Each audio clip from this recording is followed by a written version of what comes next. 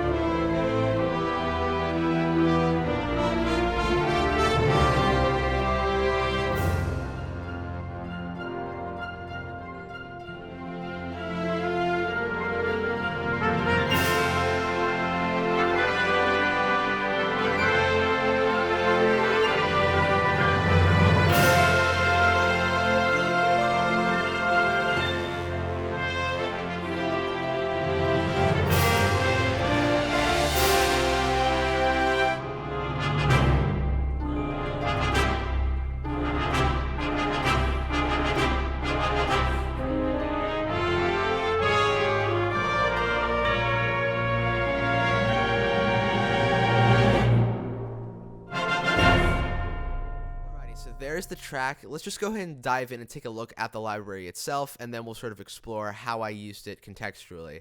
So the first thing you'll notice is that there are 3 different patches here. We have 6 French horns, 3 bass trombones, and then 3 trumpets. In the user interface, we have, of course, our volumes of the different mic positions. You can select the different mic positions by clicking these buttons. You have mute, you have solo, and then you, of course, have panning. You could also assign your dynamic CC to whatever you want. Right now, I have it on CC1 as it comes stock right out of the box. So first thing I like to do is just sort of play some stuff. I'm going to start out by playing some stuff on the 6 French horns patch, and then we'll dive in and take a look at the trumpets and the bass trombones. So here are the horns.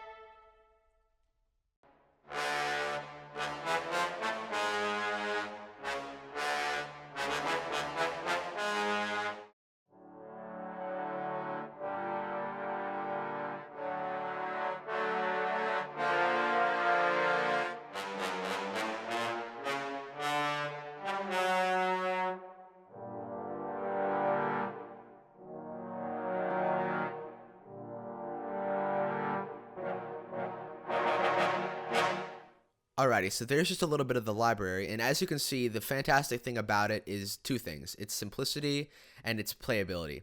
It's so incredibly simple to play when you play short. It can identify that you're playing short, and it it triggers a staccato articulation. And then if you're playing long, it of course plays sustains. So the great thing about that is that you can play melodies and then go into chords, and it can be incredibly quick if you're trying to get down an idea and you're inspired really quick and you don't want to pull up a ton of different articulations or use a bunch of key switches and make your compositional aesthetic very intense and very complicated. So that's the fantastic thing about it. And in this piece, as you can see, it's going from playing melodies to playing chords, and you can literally write with it like you can write on a full score, which is writing short notes, then writing, long notes and stuff like that. Usually with a library, you'd have to use key switches to trigger the different articulations, or you'd have to have different patches pulled up for different articulations and go between the patches. But for this one, for example, let me just solo the brass so you can hear what it sounds like on its own. Here it is.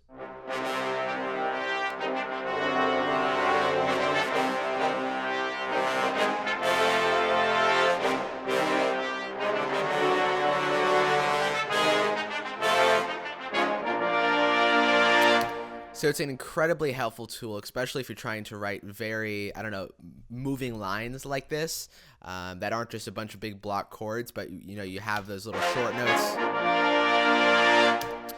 and then you have the melody and the trumpets and stuff like that. So if you're trying to write a little bit more complicated lines, but you aren't wanting to get too complicated with your sampling, that's the great thing about it. And just using the mod wheel, you can really control the overall dynamics and the overall tone going between the dynamic layers.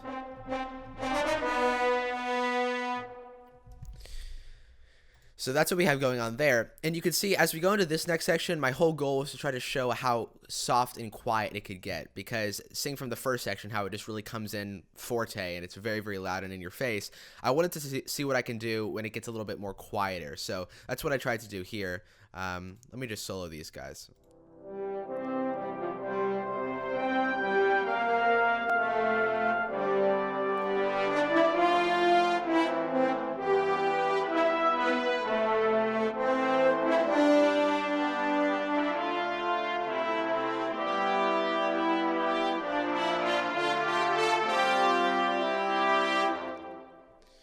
So that's that. And so as you can see, the bass trombones are playing the harmony while we have the horns playing the melody, and then we have the trumpets playing the counter melody.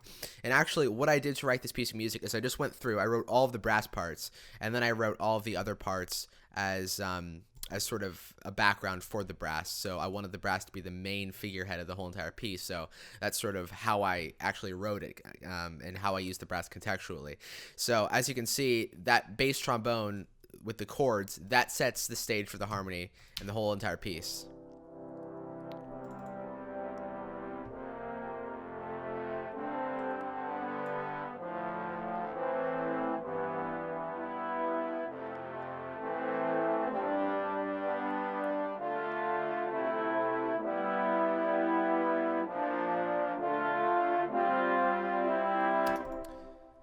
So yeah, so that's what we have going on there. So as we go into the next section,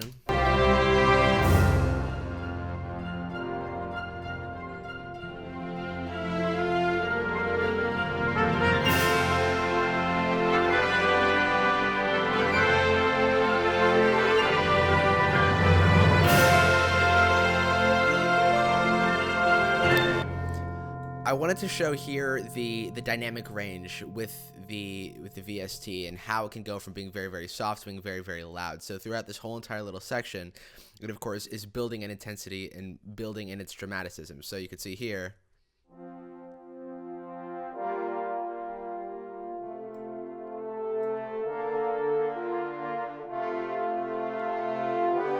this keeps getting louder and louder, and then finally reaches that main high point there. And I had to do a little bit of volume compression because when it got that loud, it got a little bit insane in terms of the EQ. It was a little bit crazy. So what I did is I just sort of had the volume come down here. So that works pretty well to overall compress the sound.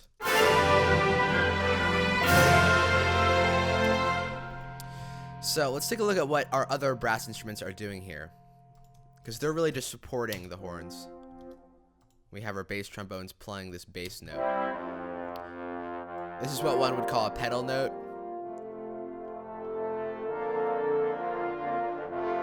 Trumpets come in.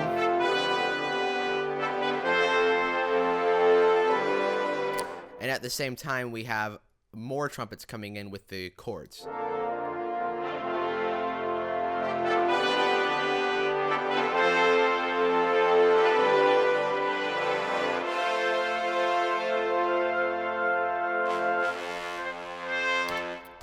And so here we do sort of a refrain of the main theme of the whole entire piece, which at the beginning was,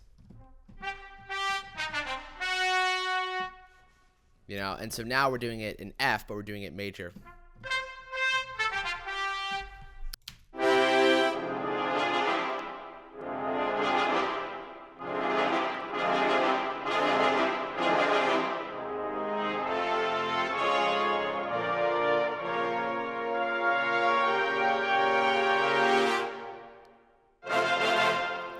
So another thing to mention here is we have a little something that's just sort of warming up the section, which is a solo trumpet. So since this library didn't have any solo instruments, I had to use it from a different library, and I believe this one is from the 8th century solo brass.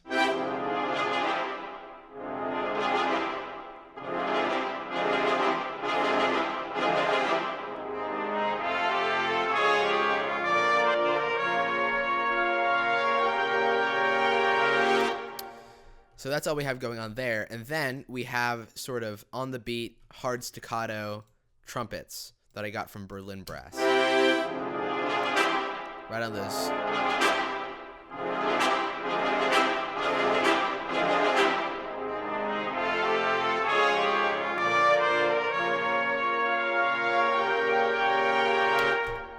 So overall, the brass isn't doing incredibly complicated stuff, but really what we have going on is we have the bass trombones for the duration of the piece really supplying the underlying harmony. We have the horns providing a lot of our main melodic content, and then we have our trumpets really supporting that. But the main theme, like the way that we actually announce the theme at the beginning of the piece, we announce it with the trumpets. That's actually doubled by strings, just to really give it a very heavy feeling. And those two actually together sound like this.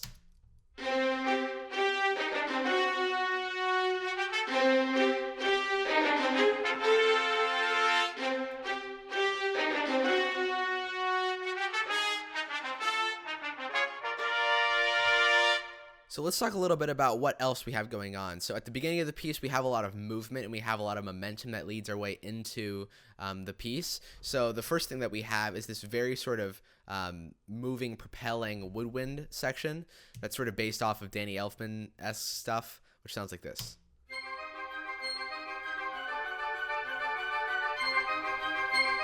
And, you know, going from the minor to the major too, that's a very Danny Elfman sound.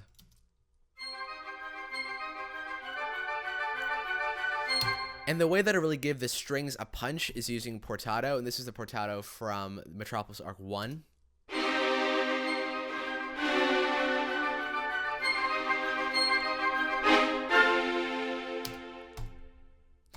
Another thing we have going on is our harps. So we have just the regular harp, and then we have atonal harp runs.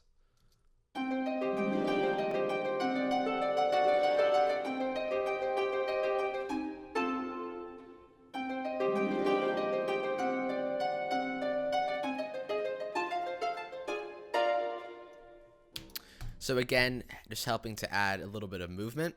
With the percussion, it's very, very, very simple in this piece. All we have is timpani hits, timpani rolls into the main sort of hits, and then we have the glock just to add a little bit of sparkle under the whole entire mix. So in general, very, very simple. For cymbals, we have just main accented hits.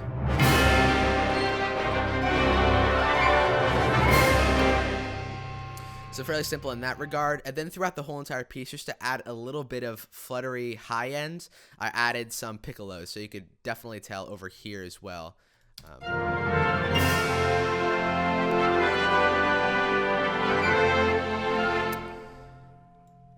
And then when it comes to choir, I have a little bit of Oceania in here, which is another library from Performance Samples. And I use that just to add a little bit of aggressiveness to both the beginning and the end, just to have a really puncturing intro and then a really puncturing outro. So if I play that really quick, let me just, here it is. This is what that sounds like.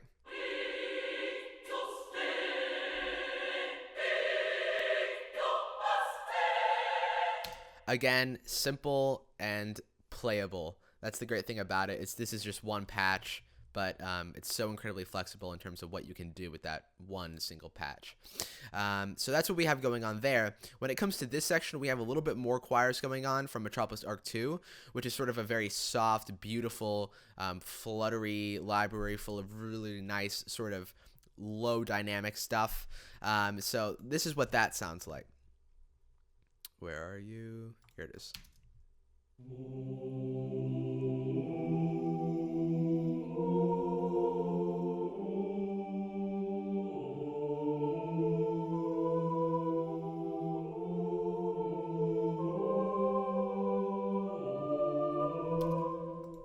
Another thing to mention is we have a little bit of room tone throughout the whole entire piece, just to add a little bit of that live feeling to it. And this is actually from Sinistring's Core, and pretty much what happens is when you play, it automatically turns it on. It's triggered by the host, like it says here. And you can change those, whether you want it always on, or whether you want to actually trigger it by the key. But I just have it host transport because it's very, very simple to use, and yeah, so that's what we have going on there. So there's just my little overview of Caspian. Thank you guys so much for joining me today. And if you guys have any further questions regarding the library or regarding the piece of music, please do not hesitate to leave those down below, and I will most definitely try to get back to you on that. So thank you guys so much again, and I look forward to seeing you guys soon. See ya.